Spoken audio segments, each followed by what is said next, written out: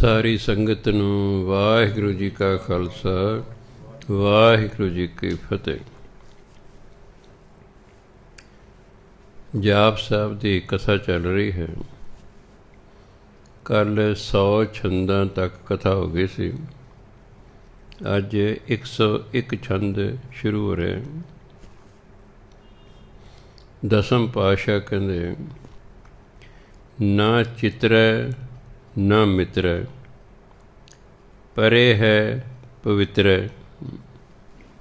ਚਿੱਤਰ ਤਸਵੀਰ ਨੂੰ ਕਹਿੰਦੇ ਨੇ। ਪਰਮਾਤਮਾ ਦੀ ਕੋਈ ਤਸਵੀਰ ਨਹੀਂ ਹੈ। ਤਸਵੀਰ ਉਹਦੀ ਬਣਦੀ ਹੈ ਜਿਹੜਾ ਦ੍ਰਿਸ਼ਟਮਾਨ ਹੋਵੇ, ਜਿਹੜਾ ਇਹਨਾਂ ਅੱਖਾਂ ਨਾਲ ਦਿਖਾਈ ਦਿੰਦਾ ਹੋਵੇ। ਜਿਹੜਾ ਹੈ ਹੀ ਸੂਖਸ਼ਮ, ਉਹਦੀ ਤਸਵੀਰ ਨਹੀਂ ਬਣ ਸਕਦੀ। ਜਿਵੇਂ ਹਵਾ ਹੈ, ਹਵਾ ਦੀ ਕੋਈ ਤਸਵੀਰ ਨਹੀਂ ਬਣਾ ਸਕਦਾ। ਸਿਰਫ ਆਪਣੇ ਇੰਨਾ ਪਤਾ ਲੱਗਦਾ ਵੀ ਹਵਾ ਬੰਦ ਹੈ, ਹਵਾ ਚੱਲ ਰਹੀ ਹੈ। ਆਪਾਂ ਹਵਾ ਨੂੰ ਵੇਖ ਨਹੀਂ ਸਕਦੇ।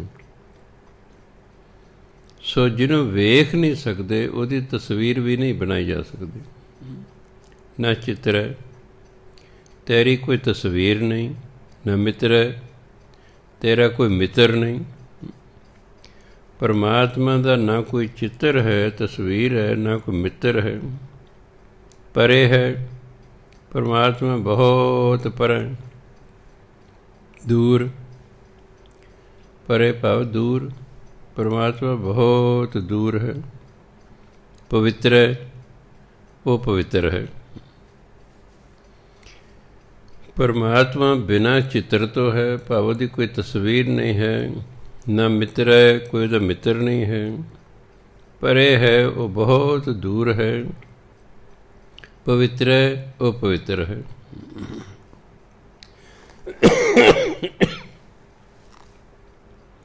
ਅਸੀਂ ਮਾਇਆ ਦੇ ਅਧੀਨ ਹੋਣ ਕਾਰਨ ਰਜੋ ਸਤੋ ਤਮੋ ਗੁਣੀ ਹਾਂ। ਇਸ ਲਈ ਸਾਡੇ 'ਤੇ ਮਾੜੇ ਕਰਮਾਂ ਦੀ ਮੈਲ ਚੜ੍ਹਦੀ ਰਹਿੰਦੀ। ਅਸੀਂ ਅਪਵਿੱਤਰ ਹੋ ਜਾਂਦੇ ਹਾਂ, ਮਨ ਕਰਕੇ ਵੀ, ਸਰੀਰ ਕਰਕੇ। ਮਨ 'ਚ ਭੈੜੇ ਖਿਆਲ ਆਏ, ਮਨ ਅਪਵਿੱਤਰ ਹੋ ਗਿਆ। ਸਰੀਰ ਨਾਲ ਕੋਈ ਭੈੜਾ ਕੰਮ ਕਰ ਲਿਆ, ਸਰੀਰ ਅਪਵਿੱਤਰ ਹੋ ਗਿਆ। ਪਰ ਪਰਮਾਤਮਾ ਤੇ ਪਵਿੱਤਰ ਹੈ। ਉਹ ਪਰੇ ਤੋਂ ਪਰੇ ਹੈ। ਉਹਦਾ ਕੋਈ ਮਿੱਤਰ ਨਹੀਂ ਹੈ, ਉਹਦਾ ਕੋਈ ਚਿੱਤਰ ਤਸਵੀਰ ਨਹੀਂ ਹੈ। ਪ੍ਰਥੀਸੈ ਅਦੀਸੈ ਅਦ੍ਰਿਸ਼ੈ ਅਕ੍ਰਿਸੈ।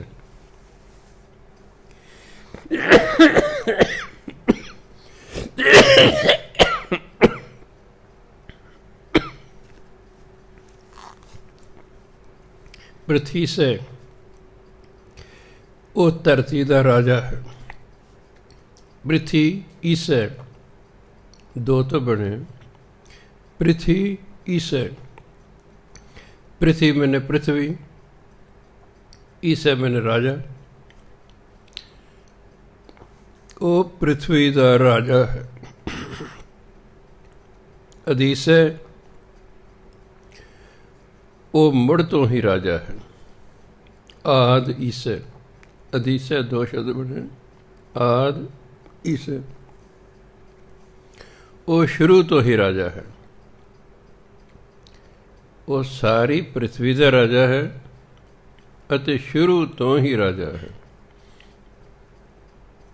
ਕਈ ਰਾਜੇ ਤਾਂ ਜਦੋਂ ਉਹਨੂੰ ਰਾਜ ਮਿਲ ਗਿਆ ਉਦੋਂ ਰਾਜੇ ਹੋ ਗਏ।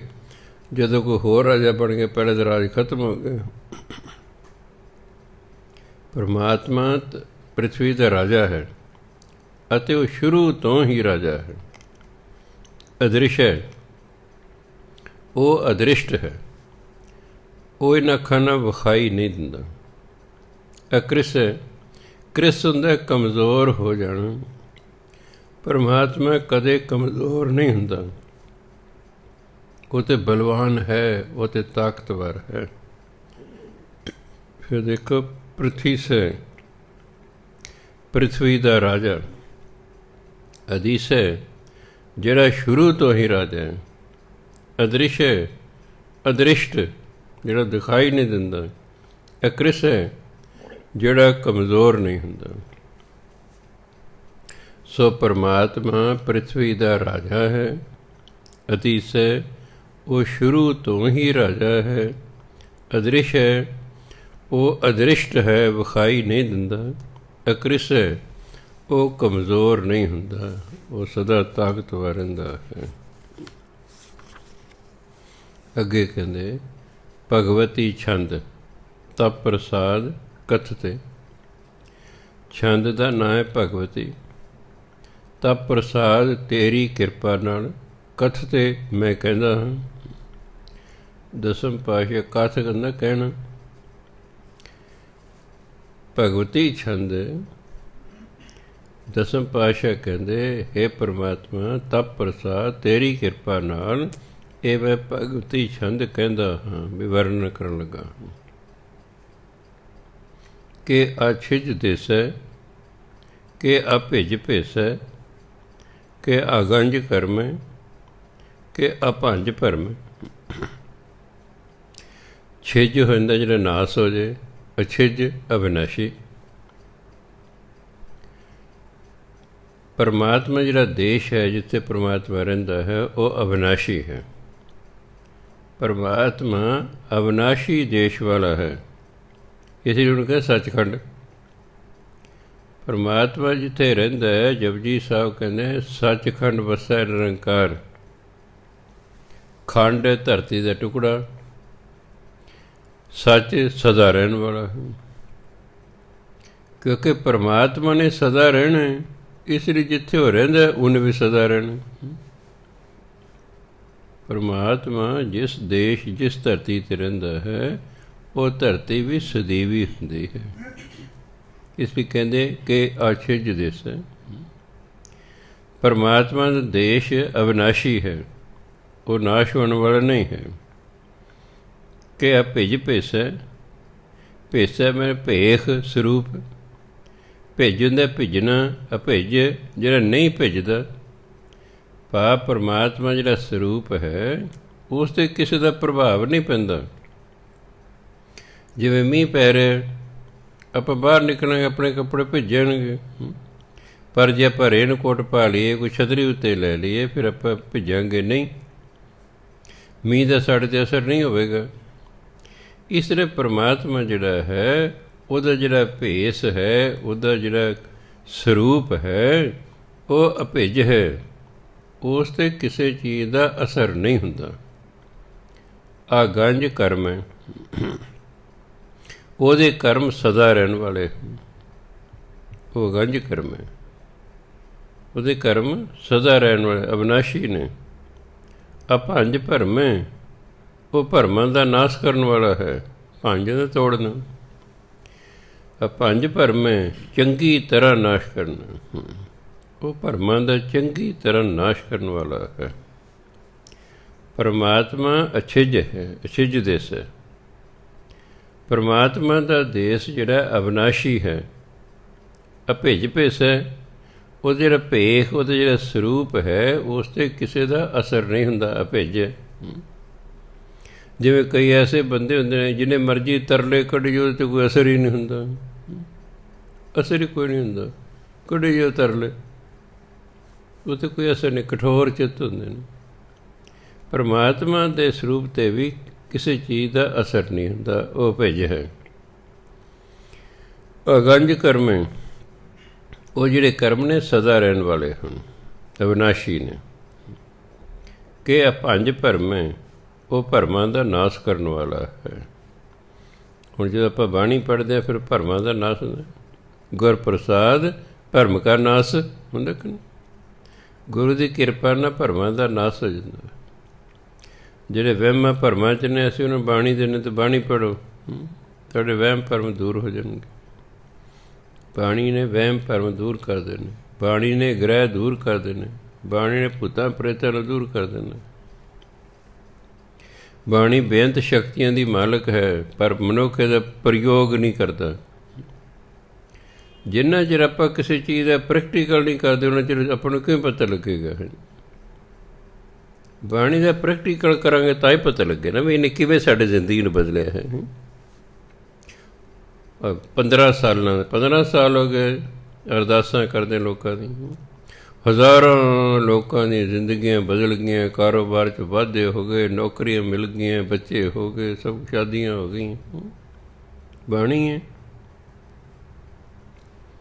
ਸੋ ਜੇ ਬਾਣੀ ਪੜ੍ਹਾਂਗੇ, ਇਹਦਾ ਤਜਰਬਾ ਕਰਾਂਗੇ, ਫਿਰ ਸਾਨੂੰ ਪਤਾ ਲੱਗੇਗਾ ਕਿ ਹਾਂ ਵਾਕਈ ਹੁਣ ਸਾਡੇ ਗੁਰੂਆਂ ਨੇ ਜਿਹੜੇ ਗੁਰਦੁਆਰਾ ਸਾਹਿਬ ਬਣਾਏ, ਜਾਂ ਤਾਂ ਸਰੋਵਰਾਂ ਦੇ ਵਿੱਚ ਬਣਾਏ ਜਾਂ ਸਰੋਵਰਾਂ ਦੇ ਕੰਢੇ 'ਤੇ ਬਣਾਏ। ਸਵਾਲ ਪੈਂਦਾ ਕਿਉਂ ਬਈ? ਸਰੋਵਰ ਦੇ ਵਿੱਚ ਕਿਉਂ ਬਣਾਇਆ ਜਾਂ ਸਰੋਵਰ ਦੇ ਕੰਢੇ 'ਤੇ ਕਿਉਂ ਬਣਾਇਆ? ਦੂਰ ਕਿਉਂ ਨਹੀਂ ਬਣਦਾ? ਉਹਨਾਂ ਨੂੰ ਪਤਾ ਸੀ ਕਿ ਗੁਰਦੁਆਰੇ 'ਚ ਸਦਾ ਕੀਰਤਨ ਹੁੰਦਾ ਰਹਿਣਾ, ਪਾਠ ਹੁੰਦਾ ਰਹਿਣਾ, ਕਥਾ ਵਾਰਤਾ ਹੁੰਦੀ ਰਹਿਣੀ। ਉਹ ਪਾਠ, ਉਹ ਕੀਰਤਨ ਜਦੋਂ ਪਾਣੀ 'ਚ ਪ੍ਰਵੇਸ਼ ਕਰੇਗਾ, ਬਾਣੀ ਜਿਹੜੀ ਹੈ ਪਾਣੀ ਦੇ ਸੁਭਾਅ ਨੂੰ ਬਦਲਦੀ ਹੈ। ਜਦੋਂ ਪਾਣੀ ਦਾ ਸੁਭਾਅ ਬਦਲ ਗਿਆ, ਜਿਹੜਾ ਉਸ ਪਾਣੀ ਨੂੰ ਪੀਵੇਗਾ ਉਹਦਾ ਵੀ ਸੁਭਾਅ ਬਦਲ ਜਾਏਗਾ। ਹੁਣ ਜਿਹੜਾ ਅੰਮ੍ਰਿਤ ਛਕਾਇਆ ਹੈ, ਉਹ ਪਾਣੀ ਦੇ ਉੱਤੇ 5 ਬਾਣੀਆਂ ਦਾ ਪਾਠ ਕੀਤਾ। ਉਹ 5 ਬਾਣੀਆਂ ਨੇ ਜਿਹੜਾ ਪਾਣੀ ਦੀ ਤਸੀਰ ਬਦਲਤੀ, ਉਸ ਪਾਣੀ ਨੂੰ ਅੰਮ੍ਰਿਤ ਬਣਾਤਾ ਹੈ। ਫਿਰ ਜਿਹੜਾ ਛਕਦਾ ਸੀ ਉਸ 'ਤੇ ਪ੍ਰਭਾਵ ਹੋ ਜਾਂਦਾ ਸੀ। ਇਸ ਲਈ ਤਾਂ ਉਹਨਾਂ ਨੇ ਗੁਰਦੁਆਰਾ ਸਾਹਿਬ ਸਰੋਵਰਾਂ ਦੇ ਕੰਢਿਆਂ 'ਤੇ ਜਾਂ ਸਰੋਵਰ ਦੇ ਵਿੱਚ ਬਣਾਇਆ, ਤਾਂ ਜੋ ਇਸ ਪਾਣੀ 'ਤੇ ਬਾਣੀ ਦਾ ਅਸਰ ਹੋਵੇ ਅਤੇ ਲੋਕ ਜਿਹੜੇ ਚੁੱਲ੍ਹੇ ਭਰਦੇ ਨੇ ਉਹਨਾਂ ਦੇ ਜੀਵਨ 'ਚ ਵੀ ਫਰਕ ਪਵੇ। ਇਸ ਲਈ ਅਸੀਂ ਜਿਹਨੂੰ ਵੀ ਕਹਿੰਦੇ ਭਾਈ ਤੂੰ ਜੇ ਪਾਠ ਕਰਦਾ ਆਪਣੇ ਅੱਗੇ ਜਲ ਰੱਖ ਲਿਆ ਕਰ, ਜਲ ਵੱਲ ਮੂੰਹ ਕਰਕੇ ਤੁਸੀਂ ਪਾਠ ਕਰੋ। ਉਹ ਬਾਣੀ ਜਲ ਵਿੱਚ ਪ੍ਰਵੇਸ਼ ਕਰੇਗੀ, ਉਹ ਜਲ ਦੇ ਸੁਭਾਅ ਨੂੰ ਬਦਲੇਗੀ। ਫਿਰ ਜਿਸ ਭਾਵਨਾ ਨੂੰ ਲੈ ਕੇ ਤੁਸੀਂ ਪਾਠ ਕੀਤਾ ਹੈ, ਉਹ ਭਾਵਨਾ ਉਸ ਮਨੁੱਖ ਤੱਕ ਪਹੁੰਚੇਗੀ ਅਤੇ ਫਿਰ ਉਹ ਜਿਹੜਾ ਪਰਿਵਰਤਨ ਉਸ ਦੇ ਵਿੱਚ ਆ ਜਾਵੇਗਾ।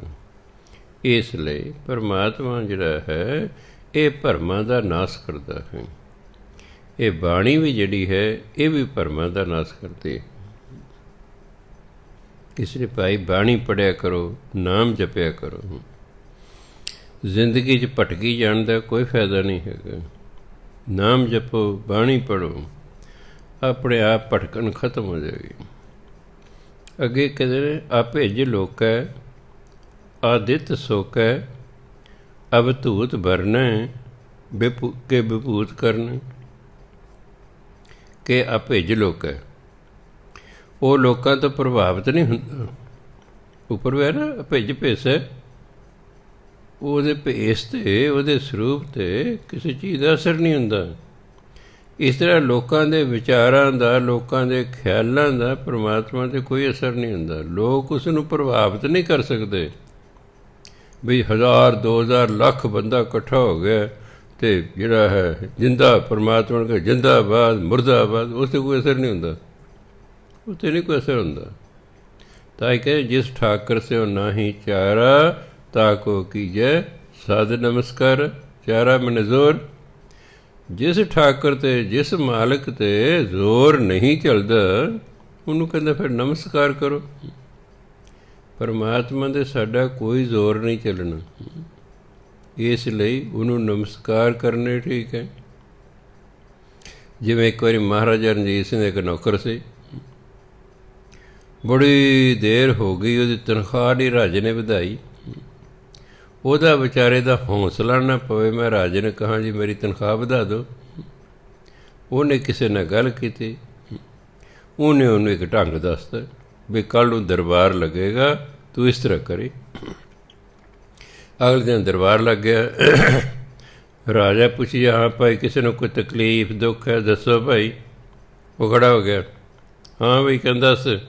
ਕਹਿੰਦੇ ਰਾਜਾ ਜੀ ਮੇਰੀ ਤਨਖਾਹ ਵਧਾ ਦਿਓ ਵਰਨਾ। ਮਹਾਰਾਜਾ ਰਣਜੀਤ ਸਿੰਘ ਬੜਾ ਹੈਰਾਨ ਹੈ ਵੀ ਕਮਾਲ ਹੈ, ਇੰਨੀ ਜ਼ੁਰਤ। ਕਹਿੰਦਾ ਮੇਰੀ ਰਾਜਾ ਜੀ ਮੇਰੀ ਤਨਖਾਹ ਵਧਾ ਦਿਓ ਵਰਨਾ। ਰਣਜੀਤ ਸਿੰਘ ਕਹਿੰਦਾ ਵਰਨਾ ਕੀ ਕਰੇਗਾ? ਹੱਥ ਜੋੜ ਕੇ ਕਹਿੰਦਾ ਮਹਾਰਾਜ ਜੀ ਇਸੇ ਤਨਖਾਹ 'ਤੇ ਕੰਮ ਕਰਾਂਗਾ। ਮਹਾਰਾਜ ਰਣਜੀਤ ਸਿੰਘ ਹੱਸ ਪਿਆ, ਕਹਿੰਦਾ ਵਧਾ ਦਿਓ ਪਏ ਦੀ ਤਨਖਾਹ, ਵਧਾ ਦਿਓ। ਅਤੇ ਇਸ ਲਈ ਉਸ 'ਤੇ ਤਾਂ ਅਸਰ ਹੋ ਗਿਆ। ਪਰ ਪਰਮਾਤਮਾ 'ਤੇ ਇਸ ਤਰ੍ਹਾਂ ਕੋਈ ਅਸਰ ਨਹੀਂ ਹੁੰਦਾ ਹੈ। ਅਸੀਂ ਉਸ ਨੂੰ ਇਸ ਤਰ੍ਹਾਂ ਪ੍ਰਭਾਵਿਤ ਨਹੀਂ ਕਰ ਸਕਦੇ। ਉਹ ਅਭਿੱਜ ਲੋਕ ਹੈ ਕਿ ਆਦਿਤ ਸੁੱਖ ਹੈ। ਹਿੰਦੀ ਸ਼ਬਦ ਹੈ ਅਦਿੱਤਯ। ਹਿੰਦੀ ਕਹਿੰਦੇ ਅਦਿੱਤਯ, ਸੂਰਜ ਨੂੰ ਕਹਿੰਦੇ ਨੇ। ਹਿੰਦੀ ਸੂਰੀਆ ਵੀ ਕਹਿੰਦੇ ਨੇ, ਸੂਰਜ। ਆਦਿੱਤਯ ਵੀ ਕਹਿੰਦੇ ਨੇ, ਉਹ ਤੋਂ ਬੜਾ ਅਦਿੱਤ। ਗੁਰਬਾਣੀ ਕਹਿੰਦੇ ਅਦਿੱਤਵਾਰ, ਐਤਵਾਰ ਨੂੰ ਕਹਿੰਦੇ ਨੇ। ਅਦਿੱਤਵਾਰ ਐਤਵਾਰ ਨੂੰ ਕਹਿੰਦੇ ਨੇ। ਆਪਾਂ ਐਤਵਾਰ ਕਹਿੰਦੇ ਹਾਂ। ਸਾਡੇ 'ਤੇ ਉਰਦੂ ਫਾਰਸੀ ਦਾ ਅਸਰ ਹੈ ਐਤਵਾਰ। ਹਿੰਦੀ ਵਾਲੇ ਕਹਿੰਦੇ ਰਵੀਵਾਰ। ਉਹ ਐਤਵਾਰ ਨੂੰ ਕੀ ਕਹਿੰਦੇ? ਰਵੀਵਾਰ। ਐਤ ਮੈਨੇ ਵੀ ਸੂਰਜ ਅਤੇ ਰਵੀ ਮੈਨੇ ਵੀ ਸੂਰਜ। ਐਤਵਾਰ ਸੂਰਜ ਦਾ ਦਿਨ, ਰਵੀਵਾਰ ਸੂਰਜ ਦਾ ਦਿਨ, ਗੱਲ ਇੱਕੋ ਹੀ ਹੈ। ਇੰਗਲਿਸ਼ ਵਾਲੇ ਵੀ ਦੇਖੋ ਸੰਡੇ, ਉਹ ਵੀ ਸੰਡੇ ਕਹਿੰਦੇ। ਸਨ ਡੇ, ਸੂਰਜ ਦਾ ਦਿਨ, ਉਹ ਕਹਿੰਦੇ ਸੰਡੇ, ਮਤਲਬ ਹੀ ਹੈ ਸੂਰਜ ਦਾ ਦਿਨ। ਰਵੀਵਾਰ ਸੂਰਜ ਦਾ ਦਿਨ, ਐਤਵਾਰ ਸੂਰਜ ਦਾ ਦਿਨ। ਸੋ ਸਾਰੇ ਸੰਡੇ ਮੰਡੇ ਐਂ ਕਹਿੰਦੇ। ਸੋ ਗੁਰੂ ਮਹਾਰਾਜ ਕਹਿੰਦੇ ਆਦਿਤ ਸੁੱਖ ਹੈ। ਹੁਣ ਜਿਹੜਾ ਸੂਰਜ ਹੈ ਉਹ ਹਰ ਇੱਕ ਚੀਜ਼ ਨੂੰ ਸੁਕਾ ਦਿੰਦਾ, ਕਿੰਨੀ ਵੀ ਗਿੱਲੀ ਕਿਉਂ ਨਾ ਚੀਜ਼ ਹੋਵੇ, ਹੌਲੀ ਉਹਨੂੰ ਸੁਕਾ ਦਿੰਦਾ। ਪਰਮਾਤਮਾ ਸੂਰਜ ਨੂੰ ਵੀ ਸੁਕਾਉਣ ਵਾਲਾ ਹੈ। ਉਹ ਸੂਰਜ ਨੂੰ ਵੀ ਸੁਕਾਉਣ ਵਾਲਾ ਹੈ। ਕਿ ਅਵਧੂਤ ਵਰਨ, ਵਰਨ ਸਰੂਪ ਨੂੰ ਕਹਿੰਦੇ। ਅਵਧੂਤ ਹੁੰਦਾ ਸ਼ੁੱਧ। ਪਰਮਾਤਮਾ ਸ਼ੁੱਧ ਸਰੂਪ ਹੈ। ਉਹਦੇ ਵਿੱਚ ਕੋਈ ਨੁਕਸ ਨਹੀਂ, ਕੋਈ ਉਹ ਅਸ਼ੁੱਧ ਨਹੀਂ ਹੈ, ਉਹ ਬਿਲਕੁਲ ਪਿਓਰ ਹੈ। ਅਵਧੂਤ ਵਰਨ। ਅਵਧੂਤ ਨਿਰਲੇਪ ਨੂੰ ਵੀ ਕਹਿੰਦੇ ਨੇ, ਜਿਸ 'ਤੇ ਕਿਸੇ ਚੀਜ਼ ਦਾ ਅਸਰ ਨਾ ਹੋਵੇ। ਪਰਮਾਤਮਾ ਨਿਰਲੇਪ ਹੈ। ਪਰਮਾਤਮਾ ਦਾ ਜਿਹੜਾ ਸਰੂਪ ਹੈ ਉਹ ਨਿਰਲੇਪ ਹੈ, ਭਾਵ ਸ਼ੁੱਧ ਸਰੂਪ ਹੈ। ਕਿ ਵਿਭੂਤ ਕਰਨ, ਵਿਭੂਤ ਹੁੰਦਾ ਧਨ ਸੰਪਦਾ। ਪਰਮਾਤਮਾ ਧਨ ਦੌਲਤ ਦੇਣ ਵਾਲਾ ਹੈ। ਤਾਂ ਹੀ ਲੋਕ ਤਰਲੇ ਕਰ ਸੱਚੇ ਪਾਤਸ਼ਾਹ ਕਰੀ ਕਿਰਪਾ ਜੀ। ਹੁਣ ਦਿੰਦਾ ਅਤੇ ਦਾਤਾ ਪਰਮਾਤਮਾ। ਆਪਾਂ ਬੇਨਤੀ ਗੁਰੂ ਅੱਗੇ ਕਰਦੇ ਹਾਂ, ਸਿੱਧੇ ਰੱਬ ਤੋਂ ਕਿਉਂ ਨਹੀਂ ਮੰਗ ਲੈਂਦੇ ਬਈ? ਜਦੋਂ ਦਾਤਾ ਹੈ ਪਰਮਾਤਮਾ ਹੈ, ਦੱਦਾ ਦਾਤਾ ਏਕ ਹੈ, ਸਭ ਕੋ ਦੇਵਨਹਾਰ, ਦਿੰਦੇ ਤੋਟ ਨਾ ਆਵੀ, ਅਗਣਤ ਭਰੇ ਭੰਡਾਰ। ਕਹਿੰਦੇ ਇੱਕੋ ਹੀ ਦਾਤਾ ਹੈ। ਫਿਰ ਸਿੱਧਾ ਹੀ ਪਰਮਾਤਮਾ ਤੋਂ ਲੋਕ ਕਿਉਂ ਨਹੀਂ ਮੰਗ ਲੈਂਦੇ? ਪਰਮਾਤਮਾ ਕਹਿੰਦਾ ਮੈਂ ਸਿੱਧੀ ਕਿਸੇ ਦੀ ਬੇਨਤੀ ਵੀ ਨਹੀਂ ਸੁਣਨੀ, ਮੈਂ ਤਾਂ ਬੇਨਤੀ ਗੁਰੂ ਦੇ ਰਾਹੀਂ ਤੁਹਾਡੀ ਸੁਣਨੀ ਹੈ। ਜੇ ਗੁਰੂ ਮੈਨੂੰ ਕਹਿ ਦੇਗਾ ਹਾਂ ਜੀ ਇਹਦਾ ਕੰਮ ਕਰ ਦਿਓ, ਮੈਂ ਕਰ ਦਾਂਗਾ। ਇਸ ਲਈ ਤੁਸੀਂ ਆਪਣੇ ਗੁਰੂ ਨੂੰ ਬੇਨਤੀ ਕਰੋ। ਗੁਰੂ ਮਹਾਰਾਜ ਮੈਨੂੰ ਕਹਿਣਗੇ, ਮੈਂ ਗੁਰੂ ਦੇ ਨਾਂ ਨਹੀਂ ਕਰਾਂਗਾ, ਮੰਨ ਲਾਂਗੇ। ਇਸ ਲਈ ਅਸੀਂ ਗੁਰੂ ਗ੍ਰੰਥ ਸਾਹਿਬ ਦੇ ਅੱਗੇ ਖਲੋ ਕੇ ਬੇਨਤੀਆਂ ਕਰਦੇ, ਸੱਚੇ ਪਾਤਸ਼ਾਹ ਸਾਨੂੰ ਪੁੱਤਰ ਦਿਓ, ਨੌਕਰੀ ਦਿਓ, ਵਿਆਹ ਹੋ ਜਾਏ, ਪ੍ਰਮੋਸ਼ਨ ਹੋ ਜਾਏ, ਬਦਲੀ ਹੋ ਜਾਏ, ਜੋ ਕੁਛ ਨਹੀਂ। ਗੁਰੂ ਅੱਗੇ ਖਲੋ ਕਰ, ਕਿਉਂਕਿ ਉਹ ਤਾਂ ਹੀ ਕਹਿੰਦੇ ਗੁਰਪ੍ਰਸਾਦ। ਪਰਮਾਤਮਾ ਗੁਰੂ ਦੀ ਕਿਰਪਾ ਨਾਲ ਮਿਲਦਾ ਹੈ, ਗੁਰੂ ਦੇ ਰਾਹੀਂ ਮਿਲਦਾ। ਉਹ ਸਿੱਧਾ ਨਹੀਂ ਪਰਮਾਤਮਾ ਕਿਸੇ ਨੂੰ ਮਿਲਦਾ। ਜੇ ਸਿੱਧਾ ਮਿਲਦਾ ਫਿਰ ਵਿੱਚ ਗੁਰੂ ਦੀ ਲੋੜ ਹੀ ਨਹੀਂ ਸੀ, ਗੱਲ ਖਤਮ ਹੋ ਜਾਂਦੀ। ਫਿਰ ਤਾਂ ਗੁਰੂ ਦੀ ਗੱਲ ਹੀ ਖਤਮ। ਹੁਣ ਪ੍ਰੋਬਲਮ ਮੈਂ ਦੇਖਿਆ ਹਰ ਇੱਕ ਥਾਂ 'ਤੇ ਵਿਚੋਲੇ ਦੀ ਲੋੜ ਹੈ। ਹੁਣ ਲੜਕੇ ਲੜਕੀ ਦੀ ਸ਼ਾਦੀ ਕਰਨੀ ਹੈ, ਕੋਈ ਨਾ ਕੋਈ ਬੰਦਾ ਆ ਕੇ ਦੱਸ ਪਾਉਂਦਾ ਹੈ। ਅਖਬਾਰਾਂ ਵੀ ਵਿਚੋਲੇ ਦਾ ਕੰਮ ਕਰਦੀਆਂ ਨੇ। ਆਪਾਂ ਅਖਬਾਰ 'ਚ ਕਢਾ ਦਿੰਦੇ ਹਾਂ, ਜਿਹਨੂੰ ਕਹਿੰਦੇ ਮੈਟਰੀਮੋਨੀਅਲ। ਉਹ ਅਖਬਾਰਾਂ ਵਿਚੋਲਾ ਬਣ ਜਾਂਦੀਆਂ ਨੇ। ਮੈਂ ਆਪਣੀ ਸ਼ਾਦੀ ਅਖਬਾਰ ਰਾਹੀਂ ਕਰਾਈ ਸੀ। ਮੇਰਾ ਵਿਚੋਲਾ ਅਖਬਾਰ ਸੀ, ਪਰ ਵਿਚੋਲਾ ਤਾਂ ਸੀ ਨਾ। ਵਿਚੋਲਾ ਤਾਂ ਕੋਈ ਨਾ ਕੋਈ ਹੁੰਦਾ ਨਾ। ਸਾਨੂੰ ਵੀ ਪਰਮਾਤਮਾ ਬਾਰੇ ਕਿਸੇ ਦੱਸ ਪਾਏ, ਸਾਨੂੰ ਕੀ ਪਤਾ ਪਰਮਾਤਮਾ ਹੈਗਾ? ਨਾ ਸਾਨੂੰ ਅਜੇ ਕੋਈ ਗਰੰਟੀ ਵਾਕਈ ਹੈਗਾ। ਗੁਰੂ ਮਹਾਰਾਜ ਕਹਿੰਦੇ ਹੈਗਾ, ਬਸ ਹੈਗਾ, ਗੱਲ ਖਤਮ। ਟੀਚਰ ਕਹਿੰਦਾ ਧਰਤੀ ਘੁੰਮਦੀ ਹੈ, ਬੱਚਾ ਰੱਟਾ ਵਾਲਾ ਧਰਤੀ ਘੁੰਮਦੀ ਹੈ, ਧਰਤੀ ਬੱਚੇ ਧਰਤੀ ਘੁੰਮਦੀ ਕਿ ਹਾਂਜੀ ਘੁੰਮਦੀ ਹੈ। ਉਹਨੂੰ ਕਹੇ ਦਿਸਦੀ ਤਾਂ ਹੈ ਨਹੀਂ ਘੁੰਮਦੀ। ਕਹਿੰਦੇ ਮੈਡਮ ਨੇ ਕਿਹਾ ਧਰਤੀ ਘੁੰਮਦੀ ਹੈ, ਸਰ ਨੇ ਕਿਹਾ ਧਰਤੀ ਘੁੰਮਦੀ, ਬਸ ਘੁੰਮਦੀ ਹੈ। ਜਿਵੇਂ ਬੱਚੇ ਦਾ ਬੜਾ ਵਿਸ਼ਵਾਸ ਆਪਣੇ ਟੀਚਰ 'ਤੇ ਹੁੰਦਾ ਹੈ, ਇਸ ਤਰ੍ਹਾਂ ਸਿੱਖ ਦਾ ਵਿਸ਼ਵਾਸ ਆਪਣੇ ਗੁਰੂ 'ਤੇ ਹੁੰਦਾ। ਵੀ ਗੁਰੂ ਮਹਾਰਾਜ ਕਿਤੇ ਰੱਬ ਹੈ, ਬਸ ਹੈ। ਇਹ ਕਹਿਣ ਮੈਨੂੰ ਤਾਂ ਦਿਸਦਾ ਨਹੀਂ ਜੀ। ਉਹ ਤਾਂ ਪਤਾ ਨਹੀਂ ਕਿੰਨੇ ਜਨਮ ਭਜਨ ਬੰਦਗੀ ਕਰਕੇ ਉਹ ਅਵਸਥਾ ਆਉਣੀ ਹੈ, ਦਿਸਦਾ ਜਾਏਗਾ, ਪਰ ਉਹਦੇ ਲਈ ਬੜੀ ਮਿਹਨਤ ਸ਼ਰਧਾ ਭਾਵਨਾ ਦੀ ਲੋੜ ਹੈ। ਇਸ ਲਈ ਗੁਰੂ ਮਹਾਰਾਜ ਕਹਿੰਦੇ ਜਿਹੜਾ ਪਰਮਾਤਮਾ ਹੈ ਉਹ ਅਭਿੱਜ ਲੋਕ ਹੈ, ਉਸ 'ਤੇ ਲੋਕਾਂ ਦਾ ਕੋਈ ਪ੍ਰਭਾਵ ਨਹੀਂ ਹੈ। ਅਦਿੱਤ ਸੁੱਖ ਹੈ, ਉਹ ਤਾਂ ਸੂਰਜ ਨੂੰ ਵੀ ਸੁਕਾਉਣ ਵਾਲਾ ਹੈ। ਅਵਧੂਤ ਵਰਨ ਹੈ, ਉਹਦਾ ਸਰੂਪ ਸ਼ੁੱਧ ਹੈ, ਉਹ ਸ਼ੁੱਧ ਸਰੂਪ ਹੈ, ਉਹ ਨਿਰਲੇਪ ਹੈ। ਵਿਭੂਤ ਕਰਨ, ਉਹ ਤਾਂ ਸੰਪਦਾ ਦੇਣ ਵਾਲਾ ਹੈ, ਧਨ ਦੌਲਤ ਦੇਣ ਵਾਲਾ ਹੈ। ਅੱਗੇ ਕਹਿੰਦੇ ਰਾਜੰਗ ਪ੍ਰਭਾ ਹੈ ਕਿ ਧਰਮਕ ਤੁਜਾ ਹੈ ਕਿ ਅਸ਼ੋਕ ਵਰਨ ਕਿ ਸਰਬਾ ਅਪਰਨ। ਪ੍ਰਭਾ ਹੁੰਦਾ ਤਪ ਤੇਜ ਵਾਲਾ। ਪ੍ਰਭਾ ਮੈਨੇ ਜਿਹਦਾ ਬੜਾ ਤਪ ਤੇਜ ਹੋਵੇ। ਕਿ ਰਾਜੰਗ ਪ੍ਰਭਾ ਹੈ, ਤੂੰ ਬੜੇ ਤਪ ਤੇਜ ਵਾਲਾ ਰਾਜਾ ਹੈ। ਪਰਮਾਤਮਾ ਰਾਜਾ ਹੈ, ਪਹਿਲਾਂ ਆ ਗਿਆ ਨਾ ਪ੍ਰਥੀ ਸੇ। ਪਰਮਾਤਮਾ ਸਾਰੇ ਸੰਸਾਰ ਦਾ ਰਾਜਾ ਹੈ, ਉਹ ਬੜੇ ਤਪ ਤੇਜ ਵਾਲਾ ਹੈ। ਆ ਦੂਜੇ ਰਾਜੇ ਤਾਂ 5 ਸਾਲ ਬਾਅਦ ਹਰਾ ਦੇਣ। ਜੇ ਹੋਰ ਇੱਕ ਤਕੜਾ ਰਾਜਾ ਆ ਗਿਆ, ਪਹਿਲੇ ਤਾਂ ਹਮਲਾ ਕਰਦਾ ਹਰਾ ਦਿੰਦਾ ਹੈ। ਕਈ ਰਾਜੇ ਬੜੇ ਤਪ ਤੇਜ ਵਾਲੇ ਹੁੰਦੇ ਨੇ। ਮਹਾਰਾਜਾ ਰਣਜੀਤ ਸਿੰਘ ਨੂੰ ਕੋਈ ਹਰਾ ਨਹੀਂ ਸਕਿਆ। ਹਾਲਾਂਕਿ ਉਹਦਾ ਸਿਰਫ ਪੰਜਾਬ 'ਤੇ ਰਾਜ ਸੀ, ਬਾਕੀ ਸਾਰੇ ਹਿੰਦੁਸਤਾਨ 'ਤੇ ਅੰਗਰੇਜ਼ਾਂ ਦਾ ਰਾਜ ਸੀ। ਇੱਕ ਵਾਰੀ ਮਹਾਰਾਜਾ ਰਣਜੀਤ ਸਿੰਘ ਕਹਿੰਦੇ ਵੀ ਹਿੰਦੁਸਤਾਨ ਦਾ ਮੈਨੂੰ ਨਕਸ਼ਾ ਵਿਖਾਓ। ਉਹ ਬਣਾ ਕੇ ਨਕਸ਼ਾ ਵਿਖਾਇਆ। ਕਹਿੰਦੇ ਇੱਥੇ ਜਿੱਥੇ ਜਿੱਥੇ ਮੇਰਾ ਰਾਜ ਹੈ ਨਾ, ਉਹ ਹਰਾ ਕਰ ਦਿਓ, ਬਾਕੀ ਜਿੱਥੇ ਅੰਗਰੇਜ਼ ਦਾ ਰਾਜ ਲਾਲ ਕਰ ਦਿਓ। ਰਣਜੀਤ ਸਿੰਘ ਨੇ ਦੇਖਿਆ ਵੀ ਥੋੜ੍ਹੇ ਜਿਹੇ ਇਲਾਕੇ ਹਰਾ, ਬਾਕੀ ਤਾਂ ਲਾਲ ਹੀ ਹੈ।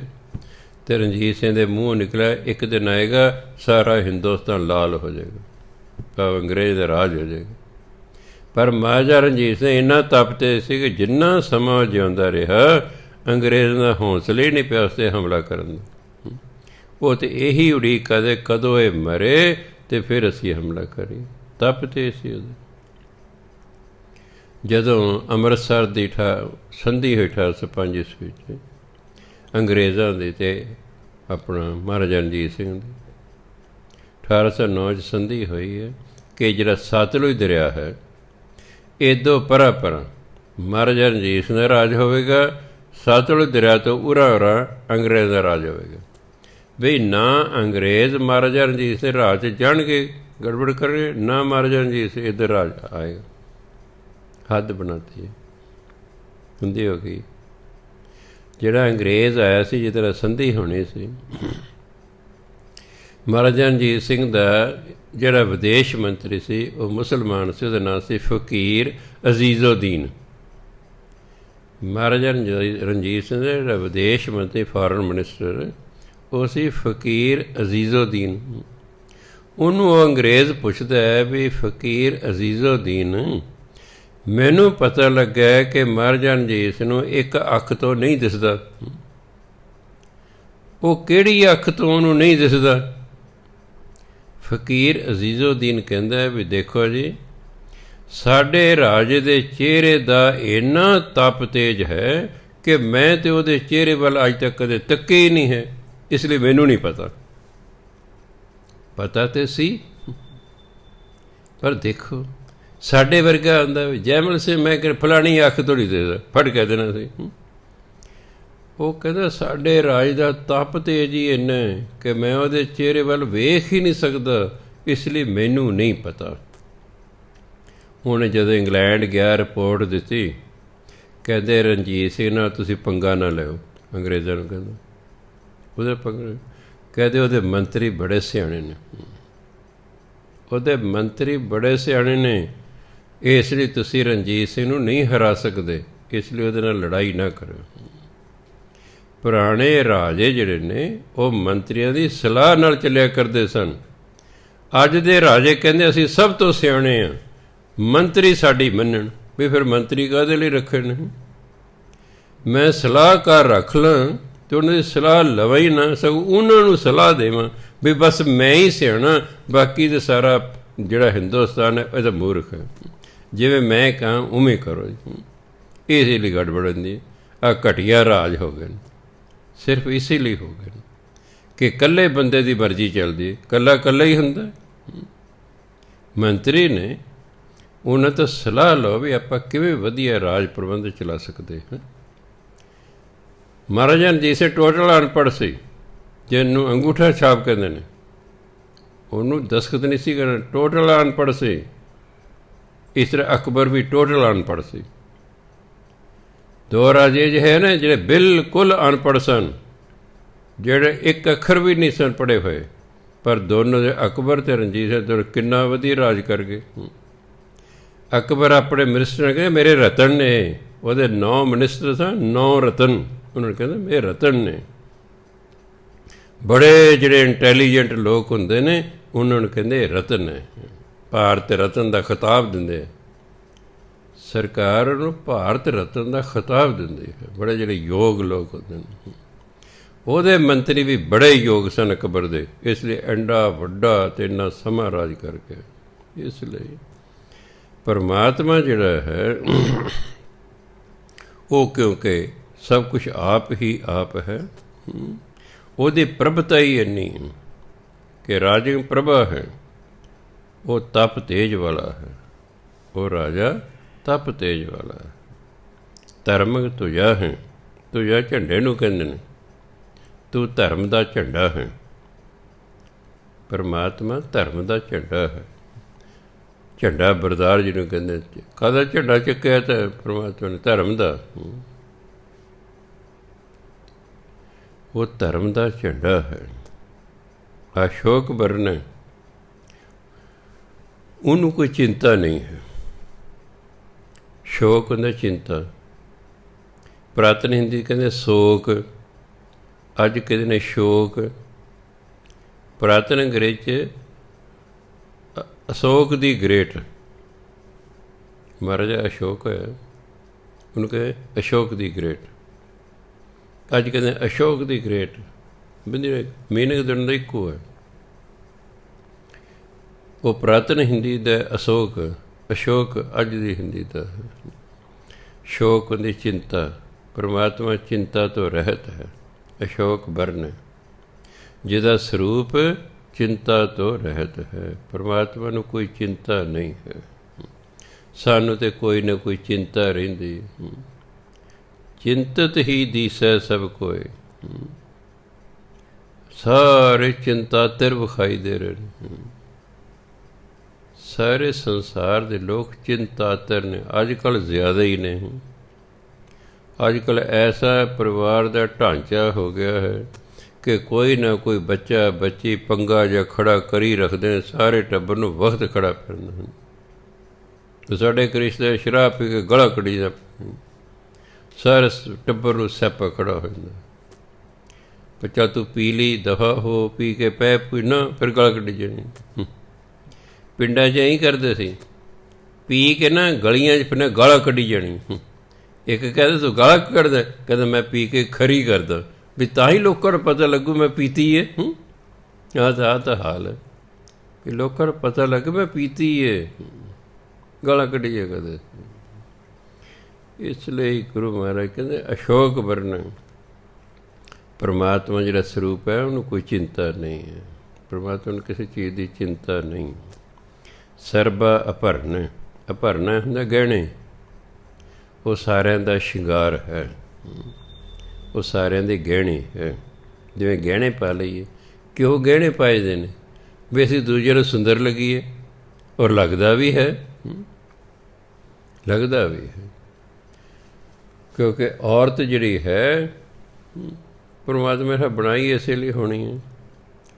ਔਰਤ ਨੂੰ ਕੱਪੜਿਆਂ ਦਾ ਅਤੇ ਗਹਿਣੇ ਦਾ ਬਹੁਤ ਸ਼ੌਕ ਹੁੰਦਾ ਵੀ ਮੈਂ ਸੱਜ ਧੱਜ ਕੇ ਰਹਾਂ। ਵੈਸੇ ਤਾਂ ਸਾਰਿਆਂ ਨੂੰ ਸੱਜ ਧੱਜ ਕੇ ਰਹਿਣਾ ਚਾਹੀਦਾ। ਜੇ ਤੁਸੀਂ ਅਮੀਰ ਹੋ ਤਾਂ ਫਿਰ ਸੱਜ ਧੱਜ ਕੇ ਰਹੋ। ਚਲੋ ਜੇ ਗਰੀਬ ਹੋ ਫਿਰ ਤਾਂ ਗੱਲ ਖਤਮ ਹੈ। ਜਿਹੜੇ ਸਿੱਖ ਬਣਾਇਆ ਸੀ ਨਾ, ਸਿੱਖ ਸ਼ਬਦ, ਇਹ ਤਾਂ ਅਮੀਰ ਸੀ। ਅਸੀਂ ਆਪਣੇ ਲੱਛਣਾਂ ਨਾਲ ਅੱਜ ਗਰੀਬ ਹੋ ਗਏ। ਗੁਰੂ ਨਾਨਕ ਨੇ ਜਿਹੜਾ ਸਿੱਖ ਤਿਆਰ ਕੀਤਾ ਸੀ ਤਾਂ ਅਮੀਰ ਹੀ ਤਿਆਰ ਕੀਤਾ ਸੀ। ਉਹ ਤਾਂ ਕਹਿੰਦੇ ਮੇਰਾ ਸਿੱਖ ਗਰੀਬ ਹੋ ਹੀ ਨਹੀਂ ਸਕਦਾ। ਉਹ ਬੰਦਾ ਜਿਹੜਾ ਗੁਰੂ ਨਾਨਕ ਦੀ ਸਿੱਖਿਆ ਨੂੰ ਮੰਨਦਾ ਉਹ ਗਰੀਬ ਵਾਕਈ ਨਹੀਂ ਹੋ ਸਕਦਾ। ਅਸੀਂ ਗੁਰੂ ਨਾਨਕ ਦੀ ਗੱਲ ਹੀ ਨਹੀਂ ਮੰਨਦੇ। ਅਸੀਂ ਪਹਿਲਾਂ ਹੀ ਗਰੀਬ ਹਾਂ, ਹੋਰ ਤੋਂ ਸ਼ਰਾਬਾਂ ਪੀਂਦੇ ਹਾਂ, ਨਸ਼ੇ ਕਰਦੇ, ਸਾਡੀ ਗਰੀਬੀ ਕਿਵੇਂ ਦੂਰ ਹੋਵੇਗੀ? ਆ ਤ੍ਰਿਪੜੀ ਦੇ ਚੌਂਕ 'ਚ ਕਈ ਸਾਲਾਂ ਦੀ ਗੱਲ ਮੈਂ ਚਲਿਆ ਗਿਆ। ਉਹ ਸਾਰੇ ਮਜ਼ਦੂਰ ਮੈਨੂੰ ਜਾਣਦੇ ਸਨ। ਉਹਨਾਂ ਸੋਚਿਆ ਵੀ ਬਾਬਾ ਜੀ ਕੋਈ ਮਜ਼ਦੂਰ ਲੈਣ ਆ ਗਏ ਨੇ। 11 ਵਜੇ ਦਿਨ ਦੇ ਮੈਂ ਤਾਂ ਉਂਝ ਹੀ ਪੁੱਛਣ ਚਲੇ ਗਿਆ। ਮੈਂ ਕਿਹਾ ਵੀ ਤੁਸੀਂ ਦਿਹਾੜੀ 'ਤੇ ਨਹੀਂ ਗਏ? ਕਹਿੰਦੇ ਬਾਬਾ ਜੀ ਦਿਹਾੜੀ ਕਰਕੇ ਹੀ ਕਰਨੀ ਹੈ। ਮੈਂ ਬੜਾ ਹੈਰਾਨ ਹੋ ਗਿਆ। ਮੈਂ ਕਿਉਂ? ਕਹ ਦੇਖੋ ਜੀ ਗਰੀਬ ਨੇ ਤਾਂ ਦਾਲ ਰੋਟੀ ਖਾਣੀ ਹੁੰਦੀ ਹੈ, ਉਹ ਸਰਕਾਰ ਦੇ ਰਹੀ ਹੈ, ਕੰਮ ਕਰਨ ਦੀ ਕੀ ਲੋੜ ਹੈ? ਮੈਂ ਕਿਹਾ ਓਹੋ, ਇਹ ਤਾਂ ਸਰਕਾਰ ਨੇ ਸਗੋਂ ਲੋਕਾਂ ਦਾ ਪੱਠਾ ਬਿਠਾਤਾ, ਇਹਨਾਂ ਨੂੰ ਮੁਫਤ ਦੇ ਦਾਣੇ ਅਤੇ ਦਾਲਾਂ ਦੇ ਕੇ ਇਹ ਤਾਂ ਕੰਮ ਕਰਨਾ ਹੀ ਹਟ ਗਏ ਨੇ। ਮੈਂ ਕਿਹਾ ਕੀ ਗੱਲ ਹੈ, ਜ਼ਿੰਦਗੀ ਇੱਕ ਦਾਲ ਰੋਟੀ ਚਾਹੀਦੀ, ਹੋਰ ਕੁਛ ਨਹੀਂ ਚਾਹੀਦਾ?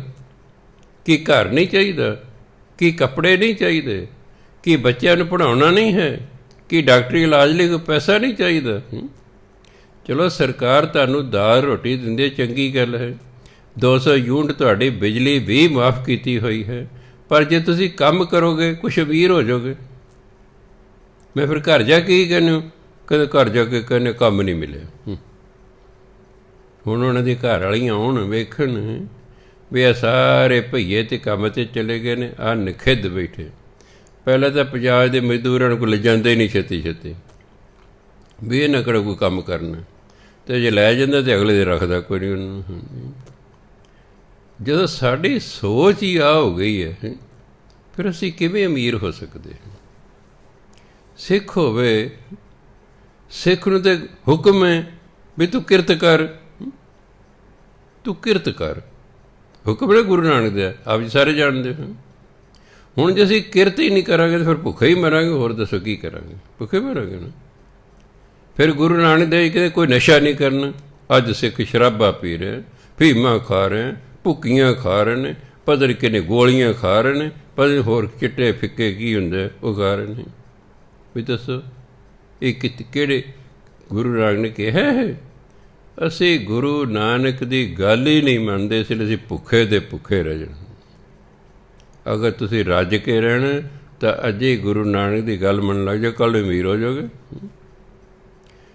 ਇਹ ਪੰਜਾਬ 'ਚ ਅੱਜ ਫੈਸਲਾ ਕਰਨਾ ਅਸੀਂ ਹਰ ਪ੍ਰਕਾਰ ਦਾ ਨਸ਼ਾ ਅੱਜ ਤੋਂ ਛੱਡਿਆ, ਇਹ ਤਾਂ ਸਵੇਰੇ ਕਰੋੜਾਂ ਪਤੀ ਹੋ ਜਾਣਗੇ। ਸਰਕਾਰ ਭਾਵੇਂ ਭੁੱਖੀ ਮਰ ਜੇ, ਸਰਕਾਰ ਤਾਂ ਭੁੱਖੀ ਮਰ ਜਾਣਾ। ਉਹ ਕੋਈ ਬੋਤਲ ਹੀ ਨਹੀਂ ਵਿਕੀ ਅਤੇ ਆਮਦਨ ਦੇ ਖਤਮ। ਸਰਕਾਰ ਭਾਵੇਂ ਭੁੱਖੀ ਮਰ ਜੇ, ਲੋਕ ਰੱਜ ਕੇ ਖਾਣਗੇ। ਮੈਂ ਦਾਅਵੇ ਨਾਲ ਕਹਿਣਾ ਅੱਜ ਨਸ਼ੇ ਛੱਡ ਦਿਓ, ਪਰ ਨਹੀਂ, ਇਹਨਾਂ ਛੱਡਣੇ ਹੀ ਨਹੀਂ ਹੈਗੇ। ਇਹਨਾਂ ਭੁੱਖੇ ਹੀ ਰਹਿਣਾ ਹੈ। ਇਹਨਾਂ ਬਾਹਰਲੇ ਦੇਸ਼ਾਂ ਜਾ ਕੇ ਭਾਂਡੇ ਮਾਂਜਣੇ ਨੇ, ਉੱਥੇ ਝਾੜੂ ਫੇਰਨੇ ਨੇ, ਉੱਥੇ ਗਲੀਆਂ ਦਾ ਕੂੜਾ ਇਹਨਾਂ ਚੱਕਣਾ ਹੈ। ਉੱਥੇ ਜਾਣਾ, ਉੱਥੇ ਨਾ ਬੜੀ ਲੰਮੀ ਨਾ ਉਹਨੂੰ ਗਾਰਬੇਜ ਕਹਿੰਦੇ। ਉੱਥੇ ਲਿਖਾ ਦੇ ਨਾਂ, ਸਾਨੂੰ ਕੂੜਾ ਚੁੱਕਣ ਦਾ ਕੰਮ ਦਿੱਤਾ ਜਾਵੇ, ਉਹਦੇ ਪੈਸੇ ਵੱਧ ਮਿਲਦੇ ਨੇ। ਬੜਿਆਂ ਨੇ ਨਾਮ ਲਿਖਾਏ ਹੋਏ ਨੇ ਵੀ ਜੋ ਵਾਰੀ ਅਸੀਂ ਕੂੜਾ ਚੱਕਾਂਗੇ।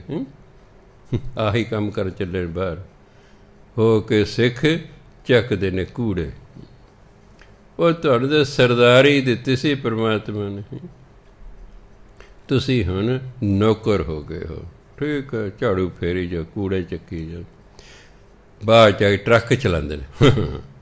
ਉਹ ਜੀ ਸਾਡਾ ਮੁੰਡਾ ਟਰਾਲਾ ਚਲਾਉਂਦਾ, ਵੱਡਾ ਸਾਰਾ ਟਰੱਕ ਚਲਾਉਂਦਾ। ਵੀ ਟਰੱਕ ਡਰਾਈਵਰ ਹੀ ਹੈ, ਹੋਰ ਕੀ ਹੋ ਗਿਆ? ਉਹ DC ਲੱਗ ਗਿਆ ਕੋਈ, ਕਿਉਂਕਿ ਅਫਸਰ ਲੱਗਿਆ ਹੋ।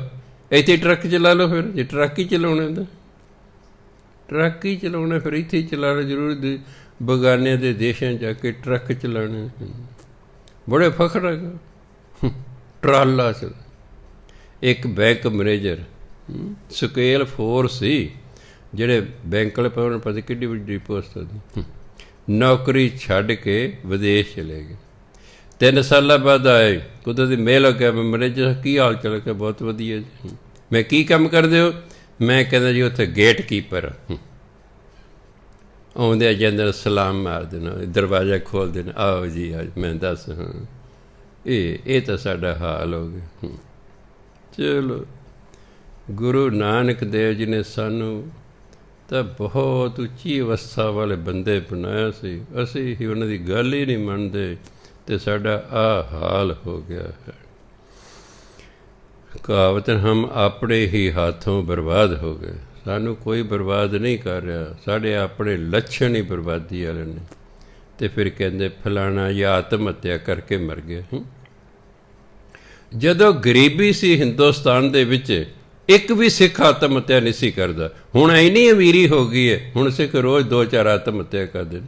ਇਹਦਾ ਮਤਲਬ ਸਿੱਖ ਹੀ ਨਹੀਂ ਰਹੇ, ਸ਼ਕਲ ਦੇ ਤਾਂ ਉਂਝ ਹੀ ਨਹੀਂ ਰਹੇ। ਆਉਂਦਾ ਹੁੰਦਾ ਆ ਫਲਾਣਾ ਮੁੰਡਾ ਫਸਟ ਆਇਆ ਜੀ, ਸ਼ਕਲ ਦੇਖੀ, ਸ਼ਕਲ ਮੋਨੇ, ਬਾਪ ਵੀ ਮੋਨੇ, ਅਤੇ ਹੇਠਾਂ ਲਿਖਿਆ ਸਰਦਾਰ ਸਿੰਘ, ਹੇਠਾਂ ਨਾਮ ਸਿੰਘ ਲਿਖਿਆ ਹੋਇਆ। ਨਾ ਸ਼ਕਲ ਦੇ ਸਿੱਖ, ਨਾ ਕਰਮਾਂ ਦੇ ਸਿੱਖ, ਅਤੇ ਫਿਰ ਧੱਕੇ ਹੀ ਖਾਣੇ ਨੇ। ਉਹ ਖਾਈ ਜਾਓ ਭਾਈ, ਤੁਹਾਡੀ ਮਰਜ਼ੀ ਹੈ। ਰੱਬ ਨਾਲ ਜੁੜੋ, ਅਮੀਰ ਹੋ ਜਾਓਗੇ।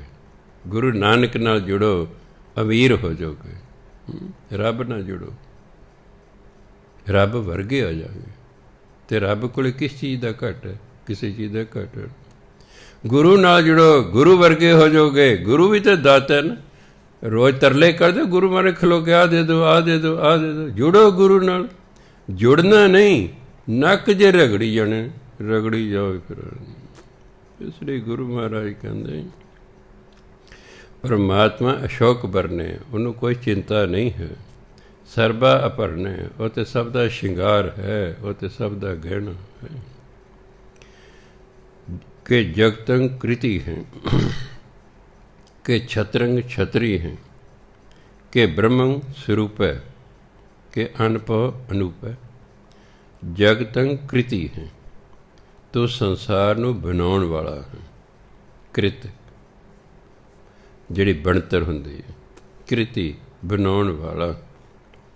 ਤੂੰ ਸੰਸਾਰ ਨੂੰ ਬਣਾਉਣ ਵਾਲਾ ਹੈ। ਕਿ ਛਤਰੰਗ ਛਤਰੀ ਹੈ, ਛਤਰੰਗ ਕਸ਼ਤਰੀ ਜਿਹਨੂੰ ਕਹਿੰਦੇ ਹਿੰਦੀ 'ਚ। ਤੂੰ ਬਹਾਦਰਾਂ ਦਾ ਬਹਾਦਰ ਹੈ। ਕਸ਼ਤਰੀ ਜਿਹੜੇ ਨੇ, ਜਿਵੇਂ ਫੌਜੀ ਨੇ ਬਹਾਦਰ ਹੁੰਦੇ ਨੇ, ਡਰਪੋਕ ਬੰਦਾ ਨਹੀਂ ਫੌਜ 'ਚ ਜਾਂਦਾ। ਇੱਕ ਬਹੁਤਾ ਪੜ੍ਹਿਆ ਲਿਖਿਆ ਵੀ ਨਹੀਂ ਜਾਂਦਾ। ਉਹ ਕਿ ਜ਼ਰੂਰੀ ਅਸੀਂ ਉੱਥੇ ਮਰਨਾ ਇਹਨਾਂ ਲੋਕਾਂ ਲਈ। ਇਹ ਲੋਕ ਆਪਣੇ ਘੁਰਨਿਆਂ 'ਚ ਬੈਠੇ ਮੌਜਾਂ ਕਰਦੇ ਨੇ, ਅਸੀਂ ਉੱਥੇ ਮਰੀਏ ਠੰਡਾਂ ਦੇ ਵਿੱਚ, ਨਾਲ ਦੁਸ਼ਮਣੀ। ਹਾਂ, ਬਹੁਤਾ ਪੜ੍ਹੇ ਲਿਖੇ ਬੰਦੇ ਵੀ ਅੱਜ ਦੇ ਬੱਚੇ ਨਹੀਂ ਜਾਂਦੇ ਫੌਜ 'ਚ। ਉਹ ਕਹਿੰਦੇ ਤੁਸੀਂ ਕਿਸੇ ਕੰਪਨੀ ਨੌਕਰੀ ਕਰੋ, ਲੱਖਾਂ ਰੁਪਈਏ ਕੰਪਨੀ ਵਾਲੇ ਪੈਸੇ ਦੇਣਗੇ, ਨਾਲੇ ਏਅਰ ਕੰਡੀਸ਼ਨ ਕਮਰਿਆਂ 'ਚ ਬੈਠਾਂਗੇ। ਅਤੇ ਜ਼ਰੂਰੀ ਹੈ ਉਹ ਠੰਡ 'ਚ ਮਰੀ ਜਦੋਂ ਬੁਰਾ ਹਾਲਤ ਹੈਗਾ, ਉਹ ਜਾਂਦੇ ਨਹੀਂ ਹੈਗੇ। ਸਰਕਾਰ ਨੂੰ ਹੁਣ ਜੋ ਕੁਆਲੀਫਾਈਡ ਬੰਦੇ ਹੀ ਫੌਜ ਲਈ ਨਹੀਂ ਲੱਭਦੇ, ਜਾਂਦੇ ਨਹੀਂ ਹੈਗੇ। ਸੋ ਇਸ ਲਈ ਪਰਮਾਤਮਾ ਜਿਹੜਾ ਬਹਾਦਰਾਂ ਦਾ ਬਹਾਦਰ ਹੈ, ਛਤਰੀ ਬਹਾਦਰ ਨੂੰ ਕਹਿੰਦੇ, ਸੂਰਬੀਰ ਨੂੰ ਕਹਿੰਦੇ ਨੇ।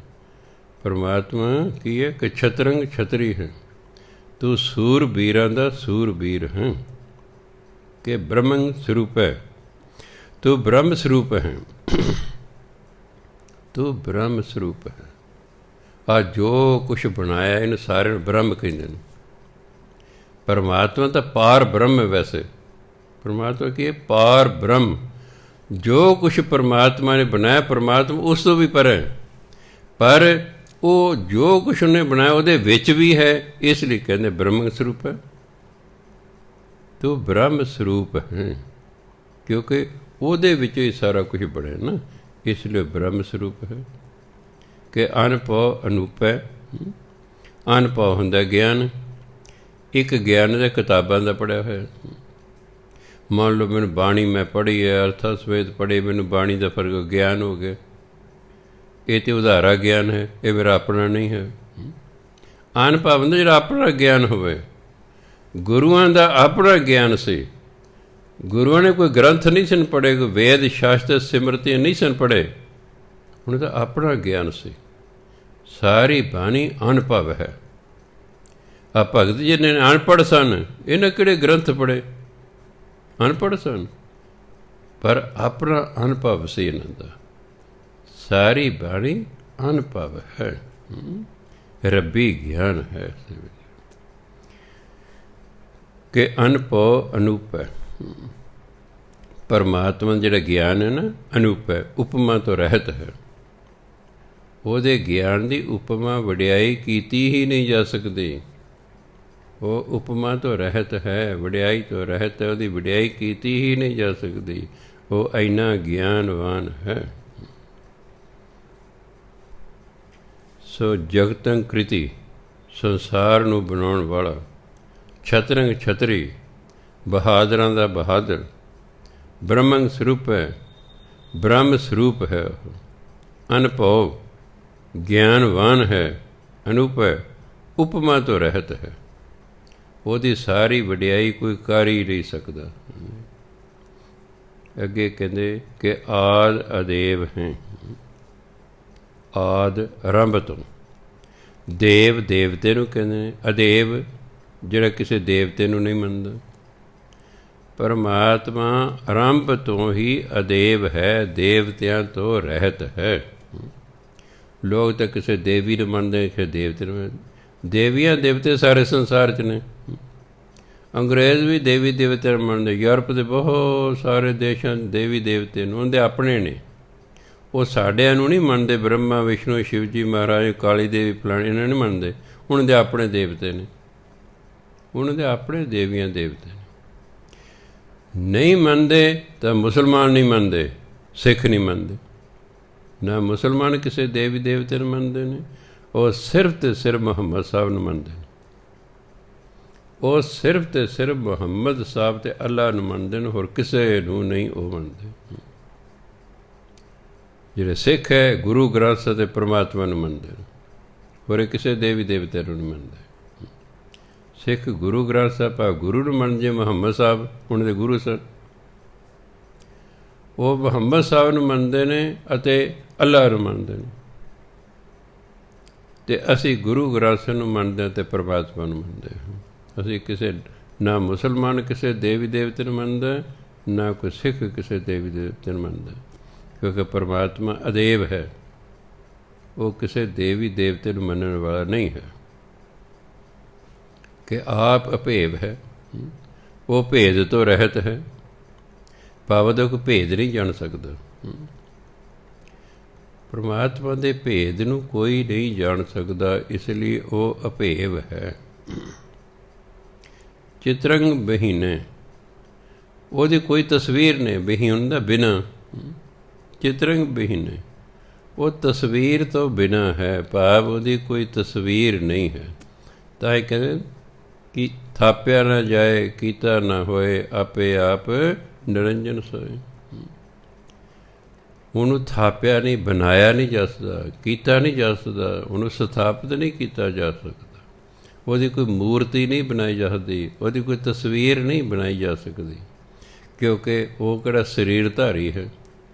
ਜੇ ਤਾਂ ਉਹਦਾ ਸਰੀਰ ਹੋਵੇ ਫਿਰ ਤਾਂ ਉਹਦੀ ਤਸਵੀਰ ਵੀ ਬਣ ਸਕਦੀ ਹੈ, ਮੂਰਤੀ ਬਣ ਸਕਦੀ ਹੈ। ਪਰਮਾਤਮਾ ਚਿਤਰੰਗ ਬਹੀਨ ਹੈ, ਉਹ ਤਸਵੀਰ ਤੋਂ ਬਿਨਾਂ ਹੈ, ਚਿੱਤਰ ਤੋਂ ਬਿਨਾਂ ਹੈ।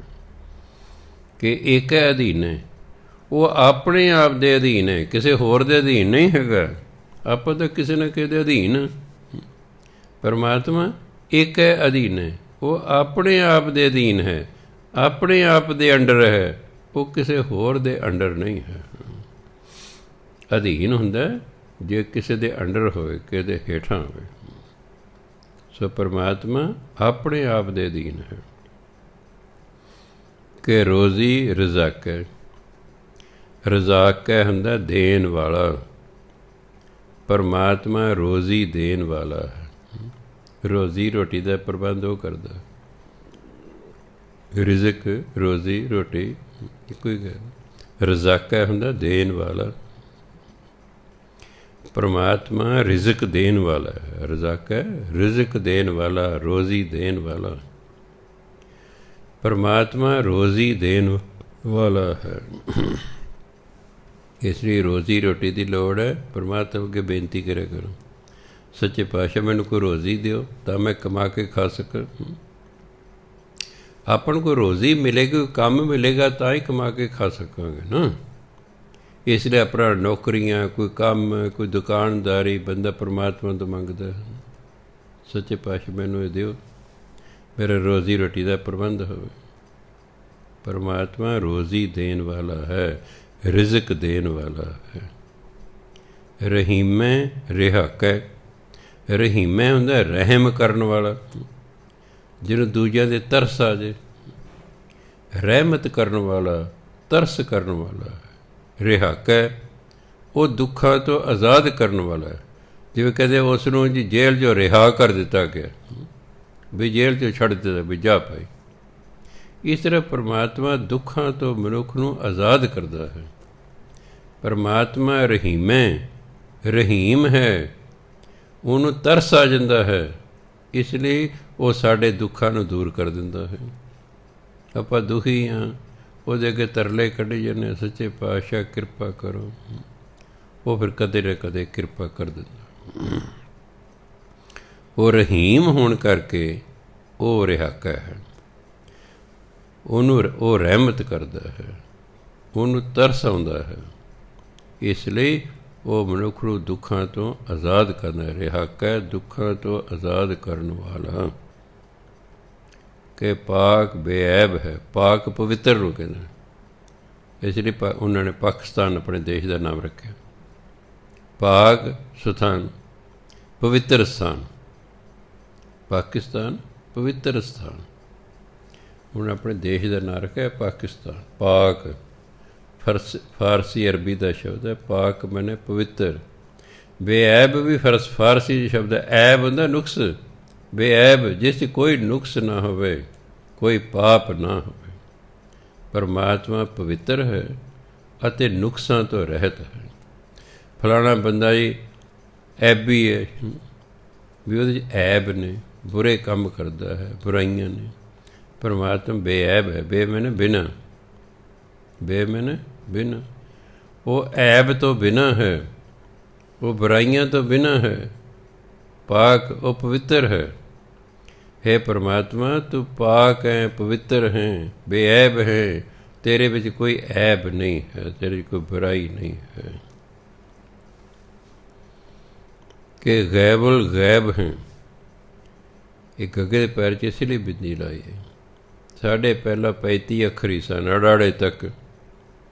ਜਦੋਂ ਫਿਰ ਫਾਰਸੀ ਉਰਦੂ ਦਾ ਪ੍ਰਚਲਨ ਜ਼ਿਆਦਾ ਹੋ ਗਿਆ ਹਿੰਦੁਸਤਾਨ ਦੇ ਵਿੱਚ, ਫਿਰ ਉਹ ਫਾਰਸੀ ਸ਼ਬਦਾਂ ਦੀ ਵਰਤੋਂ ਆਮ ਲੋਕਾਂ 'ਚ ਹੋਣ ਲੱਗ ਪਈ। ਹੁਣ ਪਹਿਲਾਂ ਤਾਂ ਰਿਜ਼ਕ, ਕਿਉਂਕਿ ਪੰਜਾਬੀ 'ਚ ਰਿਜ਼ਕ ਹੈ ਹੀ ਨਹੀਂ ਸੀ। ਇਹ ਫਾਰਸੀ ਤੋਂ ਆਇਆ ਸ਼ਬਦ ਹੈ।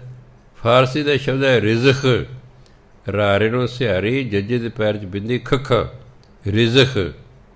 ਉਸ ਤੋਂ ਹੌਲੀ ਬਣ ਗਿਆ ਰਿਜ਼ਕ। ਇਹ ਫਾਰਸੀ ਦਾ ਸ਼ਬਦ, ਪੰਜਾਬੀ ਜਿਸ ਨੂੰ ਲਿਖਣਾ ਹੈ ਰਿਜ਼ਕ। ਹੁਣ ਜੱਜੇ ਦੇ ਪੈਰ 'ਚ ਬਿੰਦੀ ਲਾਵਾਂਗੇ ਤਾਂ ਰਿਜ਼ਕ ਬੋਲ ਹੋਏਗਾ, ਪਹਿਲਾਂ ਬਿੰਦੀ ਹੈ ਨਹੀਂ ਸੀ, ਇਸ ਲਈ ਸੱਸਾ ਨੂੰ ਸ਼ਸ਼ਾ ਹੋ ਗਿਆ। ਸ਼ਸ਼ਾ, ਖਖਾ, ਗਗਾ, ਜ਼ਜ਼ਾ, ਫਫਾ। ਸੱਸਾ, ਖੱਖਾ, ਜੱਜਾ, ਇਹ ਫੱਫਾ ਜਿਹੜੇ ਨੇ, ਇਹਨਾਂ ਦੇ ਪੈਰ 'ਚ ਬਿੰਦੀ ਲੱਗਣ ਲੱਗ ਪਈ। ਬਿੰਦੀ ਲਾਉਣੀ ਪੈ ਗਈ ਕਿਉਂਕਿ ਉਹਦਾ ਉਚਾਰਨ ਕਰਨਾ ਸੀ। ਹੁਣ ਉਚਾਰਨ ਕਰਨਾ ਰਜ਼ਾ। ਰਜ਼ਾ ਫਾਰਸੀ ਦਾ ਸ਼ਬਦ ਹੈ। ਰਜ਼ਾ ਰੱਬ ਦਾ, ਉਹਦੀ ਰਜ਼ਾ ਹੈ ਜੀ, ਉਹਦਾ ਹੁਕਮ ਹੈ, ਉਹਦਾ ਭਾਣ ਹੈ। ਹੁਣ ਪੰਜਾਬੀ ਲਿਖਣਾ ਸੀ ਰਜ਼ਾ, ਅਤੇ ਉਹ ਤਾਂ ਜੱਜਾ ਸੀ ਪੰਜਾਬੀ ਤਾਂ, ਇਹ ਬਿੰਦੀ ਦੀ ਉਹਦਾ ਕਾਢ ਹੀ ਨਹੀਂ ਸੀ। ਫਿਰ ਜਿਹੜਾ ਹੈ ਕਾਢ ਕੱਢੀ ਗਈ ਵੀ ਜੱਜੇ ਦੇ ਪੈਰ 'ਚ ਬਿੰਦੀ ਲਾਉਣੀ ਸ਼ੁਰੂ ਕਰ ਦਿੱਤੀ। ਇਹ 5 ਅੱਖਰ, ਹੋਰ ਅੱਖਰ ਤਾਂ ਉਹੀ ਰਹੇ, ਉਹਨਾਂ ਦੇ ਪੈਰਾਂ 'ਚ ਬਿੰਦੀਆਂ ਲਾ ਕੇ ਉਹਨਾਂ ਦੇ ਉਚਾਰਨ ਬਦਲ ਦਿੱਤੇ ਗਏ। ਜਿਵੇਂ ਜ਼ੋਰਾਵਰ ਸਿੰਘ ਲਿਖਣਾ ਤਾਂ ਜੱਜੇ ਦੇ ਪੈਰ ਬਿੰਦੀ ਲਾ ਕੇ ਲਿਖਾਂਗੇ ਜ਼ੋਰਾਵਰ ਸਿੰਘ। ਅਤੇ ਕਿਸੇ ਨੂੰ ਕਹੋ ਬੱਚੇ ਨੂੰ ਤੂੰ ਲਿਖ ਜ਼ੋਰਾਵਰ ਸਿੰਘ ਅੰਗਰੇਜ਼ੀ 'ਚ, ਅਤੇ ਬਹੁਤ ਘੱਟ ਨੂੰ ਪਤਾ ਵੀ ਜ਼ੈਡ ਨਾਲ ਪਏਗਾ। ਕਿਉਂ? ਜੇ ਉਹ ਬੋਲਦੇ ਜ਼ੋਰਾਵਰ ਸਿੰਘ ਤਾਂ ਉਹਨਾਂ ਦਾ ਜੇ ਨਾਲ ਪਾ ਦੇਣਾ ਹੈ। ਜੇ ਉਹਨੂੰ ਪਤਾ ਹੈ ਜ਼ੋਰਾਵਰ ਨਹੀਂ, ਇਹ ਹੈ ਜ਼ੋਰਾਵਰ, ਜ਼ੋਰ ਤਾਕਤ ਨੂੰ ਕਹਿੰਦੇ ਨੇ, ਜ਼ੋਰਾਵਰ ਤਾਕਤਵਰ। ਉਹ ਫਿਰ ਜ਼ਜ਼ਾ ਹੈ, ਉਹ ਫਿਰ ਜ਼ੈਡ ਪਾਵੇਗਾ ਤਾਂ ਜਾ ਕੇ ਠੀਕ ਹੋਵੇਗਾ। ਜੇ +2 ਇੱਕ ਵਾਰੀ ਮੈਨੂੰ ਕਹਿਤਾ ਤੁਸੀਂ ਪੇਪਰ ਹੈ ਨਹੀਂ ਸੀ ਲੈਕਚਰਰ, ਤੁਸੀਂ ਕਲਾਸ ਲਾ ਲਓ, ਮੈਂ ਚਲੇ ਗਿਆ। 57 ਬੱਚੇ ਸਨ। ਅੱਜ ਤੋਂ ਕੋਈ ਹੋਣੀ ਹੈ 20 ਸਾਲ ਤਾਂ ਮੈਨੂੰ ਰਿਟਾਇਰ ਹੋਏ ਹੋ ਗਏ, 30 ਸਾਲ ਘੱਟ ਤੋਂ ਗੱਲ ਹੋਣੀ ਪਹਿਲਾਂ। ਮੈਂ ਉਹਨਾਂ ਨੂੰ ਕਿਹਾ ਵੀ ਮੁਹੰਮਦ ਇਕਬਾਲ ਜਿਹੜਾ ਇੰਗਲਿਸ਼ 'ਚ ਲਿਖ ਦੇਗਾ ਮੈਂ ਉਹਨੂੰ 100 ਰੁਪਏ ਇਨਾਮ ਦੇਵਾਂਗਾ, ਕੋਈ ਲਿਖ ਦਿਓ, ਕਿਸੇ ਤੋਂ ਵੀ ਨਹੀਂ ਲਿਖੋ ਹੋਇਆ। ਮੁਹੰਮਦ ਨਹੀਂ ਲਿਖਿਆ, ਮੁਹੰਮਦ ਲਿਖਤਾ ਮੁਹੰਮਦ, MUHMAD, ਉਹ ਤਾਂ ਮੁਹੰਮਦ ਹੋ ਗਿਆ, ਮੁਹੰਮਦ ਤਾਂ ਹੋਇਆ ਨਾ। ਅਤੇ ਇਕਬਾਲ ਇਹ ਤਾਂ ਕਿਸੇ ਨੂੰ ਉਹ IK ਨਾਲ ਪਤਾ, ਹੁਣ ਪਤਾ ਹੀ ਨਹੀਂ ਵੀ K ਨਾਲ ਨਹੀਂ ਹੁੰਦਾ, ਇਕਬਾਲ ਤਾਂ IQ ਨਾਲ ਹੁੰਦਾ, IQ ਨਾਲ ਹੁੰਦਾ। ਇਹ ਜਦ ਇਹ ਫਾਰਸੀ ਆਈ ਉਹਦਾ ਫਿਰ ਸਪੈਲਿੰਗ ਵੀ ਬਦਲ ਗਏ ਉਹਦੇ ਅਨੁਸਾਰ ਹਨ। ਸੋ ਇਸ ਲਈ ਗੁਰੂ ਮਹਾਰਾਜ ਕਹਿੰਦੇ ਜਿਹੜਾ ਪਰਮਾਤਮਾ ਹੈ ਨਾ, ਇਹ ਬੇਐਬ ਹੈ, ਇਹ 'ਚ ਕੋਈ ਐਬ ਨਹੀਂ ਹੈ, ਇਹ 'ਚ ਕੋਈ ਨੁਕਸ ਨਹੀਂ ਹੈ, ਇਹ 'ਚ ਕੋਈ ਪਾਪ ਨਹੀਂ ਹੈ। ਗੈਬੁਲ ਗੈਬ, ਆਹ ਗੱਗੇ ਦੇਖੋ ਪੈਰ 'ਚ ਬਿੰਦੀਆਂ ਲਾਈ, ਗੈਬਲ ਗੈਬ ਨਹੀਂ ਪੜ੍ਹਨਾ, ਗੈਬਲ ਗੈਬ। ਗੈਬ ਹੁੰਦਾ ਗੁਪਤ, ਗੈਬੁਲ ਗੈਬ ਜਿਹੜਾ ਪੂਰੀ ਤਰ੍ਹਾਂ ਗੁਪਤ ਹੋਵੇ, ਇਸ ਲਈ ਆਪਾਂ ਉਹਨੂੰ ਵੇਖ ਨਹੀਂ ਸਕਦੇ, ਤਾਂ ਗੁਪਤ ਹੈ। ਪਰਮਾਤਮਾ ਸਾਡੇ ਵਿੱਚ ਬੈਠਾ, ਪਰ ਉਹਦੇ ਗੁਪਤ ਰੂਪ 'ਚ, ਗੁਪਤ ਜਿਹੜੀ ਚੀਜ਼ ਗੁਪਤ ਰੂਪ 'ਚ ਉਸ ਤੋਂ ਅਸੀਂ ਕੋਈ ਲਾਭ ਨਹੀਂ ਉਠਾ ਸਕਦੇ। ਜਦੋਂ ਦੀ ਪਰਮਾਤਮਾ ਨੇ ਧਰਤੀ ਬਣਾਈ ਉਦੋਂ ਦਾ ਧਰਤੀ ਦੇ ਵਿੱਚ ਪਾਣੀ ਬਣਾਇਆ ਹੋਇਆ ਹੈ, ਪਰ ਕਰੋੜਾਂ ਸਾਲਾਂ ਤੱਕ ਮਨੁੱਖ ਨੂੰ ਇਸ ਗੱਲ ਦਾ ਗਿਆਨ ਹੀ ਨਹੀਂ ਸੀ ਕਿ ਧਰਤੀ ਦੇ ਵਿੱਚ ਪਾਣੀ ਹੈ। ਉਹ ਵਿਚਾਰਾ ਜਿਹੜਾ ਦਰਿਆਵਾਂ ਦੇ ਕੰਢਿਆਂ 'ਤੇ ਰਹਿੰਦਾ ਸੀ, ਉਹਨਾਂ ਦਾ ਪਾਣੀ ਪੀ ਕੇ ਗੁਜ਼ਾਰਾ ਕਰਦਾ ਸੀ। ਕਈ ਥਾਵਾਂ 'ਤੇ ਪਾਣੀ ਨੇੜੇ ਹੁੰਦਾ, ਕਈ ਥਾਵਾਂ 'ਤੇ ਪਾਣੀ ਦੂਰ ਹੁੰਦਾ, ਡੂੰਘਾ ਹੁੰਦਾ। ਕਿਤੇ ਨੇ ਅਚਾਨਕ ਕਿਸੇ ਨੂੰ ਡੂੰਘਾ ਟੋਇਆ ਪੱਟਣਾ ਪੈ ਗਿਆ, ਜਦੋਂ ਟੋਇਆ ਪੁੱਟਿਆ ਉਹ ਪਾਣੀ ਹੇਠੋਂ ਆ ਗਿਆ। ਉਹ ਪਤਾ ਲੱਗਾ ਵੀ ਉਹ ਧਰਤੀ ਹੇਠਾਂ 'ਤੇ ਪਾਣੀ ਹੈ। ਫਿਰ ਖੂਹ ਲੱਗ ਗਏ, ਫਿਰ ਖੂਹ ਲੱਗ ਗਏ, ਖੂਹਾਂ ਤੋਂ ਪਾਣੀ ਭਰਨ ਲੱਗੇ, ਖੂਹਾਂ ਦਾ ਪਾਣੀ ਖੇਤਾਂ ਲਾਉਣ ਲੱਗੇ। ਫਿਰ ਕਿਸੇ ਥੋੜ੍ਹਾ ਹੋਰ ਦਿਮਾਗ ਕੰਮ ਕੀਤਾ, ਨਲਕਾ ਲਾ ਲਿਆ। ਪਾਕਿਸਤਾਨ ਤੋਂ ਆ ਕੇ ਬਾਲਿਆਂ ਵਾਲੀ ਪਿੰਡ 'ਚ ਅਸੀਂ ਵਸੇ। ਬੜਾ ਵੱਡਾ ਪਿੰਡ ਸੀ, ਇੱਕ ਪਾਸੇ ਤੋਂ ਲੈ ਕੇ ਦੂਜੇ ਪਾਸੇ ਪਹੁੰਚਣ ਲਈ ਮੈਨੂੰ 40 ਮਿੰਟ ਲੱਗਦੇ ਸਨ, ਐਡਾ ਵੱਡਾ ਪਿੰਡ ਸੀ ਮੈਨੂੰ ਕ੍ਰਾਸ ਕਰਨ 'ਤੇ। ਅਸੀਂ ਲਾ ਲਿਆ ਨਲਕਾ। ਔਰ ਫੌਜੀ ਤਾਂ ਕਹਿਣਾ ਨਹੀਂ ਸੀ, ਕਹਿੰਦਾ ਫਰੂਜੀਆਂ ਨੇ ਇੱਕ ਐਸੀ ਮਸ਼ੀਨ ਲਾਈ ਹੈ ਬਸ ਪਾਣੀ ਵਿੱਚੋਂ ਆ ਰਿਹਾ ਬਾਹਰ ਨੂੰ। ਉਹ ਤਾਂ ਸਾਰੇ ਲੋਕ ਆ ਗਏ ਜੀ, ਬਾਲਟੀਆਂ ਘੜੇ ਲੈ ਕੇ ਸਾਰਾ ਦਿਨ ਸਾਡਾ ਨਲਕਾ ਚੱਲੀ ਜਾਂਦਾ। ਉਹਨਾਂ ਦਾ ਮਹੀਨੇ ਸਾਡਾ ਨਲਕਾ ਖਰਾਬ ਕਰਤਾ। ਕਹਿੰਦੇ ਫਰੂਜੀਆਂ ਨੇ ਪਤਾ ਨਹੀਂ ਕਿਹੜੀ ਮਸ਼ੀਨ ਲਾਈ ਹੈ, ਕਦੇ ਹੇਠੋਂ ਪਾਣੀ ਤਾਂ ਗਿਆ, ਹਲਾਓ ਹੱਥੀ ਔਰ ਪਾਣੀ ਆਉਂਦਾ। ਭਾਵ ਕਹਿਣਾ ਕਿ ਜਿੰਨਾ ਚਿਰ ਪਾਣੀ ਗੁਪਤ ਸੀ ਅਸੀਂ ਉਸ ਤੋਂ ਕੋਈ ਫਾਇਦਾ ਨਾ ਉਠਾ ਸਕੇ। ਜਦੋਂ ਪਾਣੀ ਪ੍ਰਗਟ ਹੋ ਗਿਆ, ਦੇਖੋ ਟਿਊਬਵੈੱਲ ਲੱਗ ਗਏ, ਖੂਹ ਲੱਗ ਗਏ, ਬੜਾ ਕੁਛ ਲੱਗ ਗਿਆ ਹੈ। ਇਸ ਤਰ੍ਹਾਂ ਅੱਗ ਵੀ ਸੀ, ਜਦੋਂ ਦੇ ਦਰਖਤ ਬਣੇ ਹਨ, ਬਨਸਪਤੀ ਬਣੀ ਹੈ, ਉਦੋਂ ਦੀ ਹੀ ਅੱਗ ਹੈ। ਪਰ ਲੱਖਾਂ ਕਰੋੜਾਂ ਸਾਲ ਮਨੁੱਖ ਕੱਚਾ ਮਾਸ ਖਾ ਕੇ ਗੁਜ਼ਾਰਾ ਕਰਦਾ ਰਿਹਾ, ਇਹਨੂੰ ਗਿਆਨ ਹੀ ਨਹੀਂ ਸੀ। ਇੱਕ ਵਾਰੀ ਕੀ ਹੋਇਆ, ਬਹੁਤ ਜ਼ਿਆਦਾ ਗਰਮੀ ਪਈ। ਜਦੋਂ ਬਹੁਤ ਜ਼ਿਆਦਾ ਗਰਮੀ ਪੈਂਦੀ ਤਾਂ ਜੰਗਲਾਂ ਨੂੰ ਨਾ ਅੱਗ ਲੱਗ ਜਾਂਦੀ ਹੈ। ਦਰਖਤ ਇੱਕ ਦੂਜੇ ਨਾਲ ਜਦੋਂ ਟਕਰਾਉਂਦੇ ਨੇ, ਉਹ ਰਗੜ ਦੇ ਨਾਲ ਉਹਨੂੰ ਅੱਗ ਲੱਗ ਗਈ। ਫਿਰ ਲੋਕਾਂ ਨੂੰ ਪਤਾ ਲੱਗਾ ਵੀ ਹਾਂ ਆਹ ਵੀ ਕੋਈ ਚੀਜ਼ ਹੈ। ਫਿਰ ਅੱਗ ਦਾ ਗਿਆਨ ਹੋ ਗਿਆ। ਦੇਖੋ ਫਿਰ ਭੁੰਨ ਭੁੰਨ ਕੇ ਖਾਂਦੇ, ਰਿੰਨ ਰਿੰਨ ਕੇ ਖਾਂਦੇ, ਕਿਆ ਮੌਜਾਂ ਹੋ ਗਈਆਂ। ਇਸ ਤਰ੍ਹਾਂ ਹੀ ਪਰਮਾਤਮਾ ਸਾਡੇ ਅੰਦਰ ਹੈ, ਪਰ ਗੁਪਤ ਰੂਪ ਵਿੱਚ ਹੈ। ਇਸ ਲਈ ਅਸੀਂ ਉਸ ਤੋਂ ਪੂਰਾ ਲਾਭ ਨਹੀਂ ਉਠਾ ਸਕਦੇ। ਜਿਨ੍ਹਾਂ ਮਹਾਂਪੁਰਖਾਂ ਨੇ, ਸੰਤਾਂ, ਮਹਾਤਮਾ, ਪੀਰਾਂ, ਪੈਗੰਬਰਾਂ ਨੇ, ਗੁਰੂਆਂ ਨੇ ਪਰਮਾਤਮਾ ਨੂੰ ਪ੍ਰਗਟ ਕਰ ਲਿਆ, ਦੇਖੋ ਫਿਰ ਕਿਆ ਬਾਤਾਂ ਨੇ। ਇਹ ਕਿਹਾ ਉਹਨਾਂ ਤੇ ਦਾਤੇ ਨੂੰ ਪ੍ਰਗਟ ਕਰ ਲਿਆ, ਅਤੇ ਜੇ ਦਾਤਾ ਹੀ ਪ੍ਰਗਟ ਹੈ, ਦਾਤਾ ਤਾਂ ਆਪੇ ਹੀ ਆ ਗਈ, ਆਪੇ ਹੀ ਅੱਗੇ ਦਾਤਾ। ਦਾਤਾ ਤਾਂ ਆਪੇ ਹੀ ਆ ਗਈ। ਕਈ ਵਾਰੀ ਬਹੁਤ ਗਰੀਬ ਬੱਚੇ ਨੂੰ ਬਹੁਤ ਅਮੀਰ ਲੋਕ ਅਡਾਪਟ ਕਰ ਲੈਂਦੇ ਨੇ। ਕਈ ਵਾਰੀ ਜਿਉਂ-ਜਿਉਂ ਤੁਸੀਂ ਅਮੀਰ ਹੋਈ ਜਾਓਗੇ ਤਿਉਂ-ਤਿਉਂ ਤੁਹਾਡੇ ਬੱਚੇ ਘਟਦੇ ਜਾਣਗੇ, ਜਿਉਂ-ਜਿਉਂ ਗਰੀਬ ਹੋਏ ਜਾਓਗੇ ਔਲਾਦ ਵੱਧਦੀ ਜਾਵੇਗੀ। ਕਿਉਂਕਿ ਅਮੀਰ ਘਰ 'ਚ ਪੈਦਾ ਹੋਣ ਲਈ ਬੜੇ ਜ਼ਬਰਦਸਤ ਮਗਰ ਕਰਮ ਕੀਤੇ ਹੋਣੇ ਚਾਹੀਦੇ ਨੇ, ਤਾਂ ਹੀ ਅਮੀਰ ਘਰ 'ਚ ਪੈਦਾ ਹੋਵੇਗਾ ਨਾ। ਜੰਮਦੇ ਅਮੀਰੀ, ਕੰਮ ਤੇ ਕੀਤੇ ਪੁੱਠੇ, ਚੱਲ ਫਿਰ ਗਰੀਬਾਂ ਦੇ ਚੱਲੇ, ਤੂੰ ਵੀ ਜਾ ਗਰੀਬ ਦੇ, ਤੂੰ ਵੀ ਜਾ ਗਰੀਬ ਦੇ, ਤੂੰ ਵੀ ਜਾ ਗਰੀਬ ਦੇ। ਉਹ ਗਰੀਬਾਂ ਦੇ ਲਾਈਨ ਲੱਗ ਜਾਂਦੀਆਂ, 5-5 6-6 8-8 10-10 ਜਵਾਕ ਹੁੰਦੇ ਨੇ। ਅਮੀਰਾਂ ਦੇ ਕਈ ਵਾਰੀ ਇੱਕ ਵੀ ਨਹੀਂ ਹੁੰਦਾ। ਉਹ ਫਿਰ ਕਿਸੇ ਦਾ ਬੱਚਾ ਗੋਦ ਲੈਂਦੇ ਨੇ।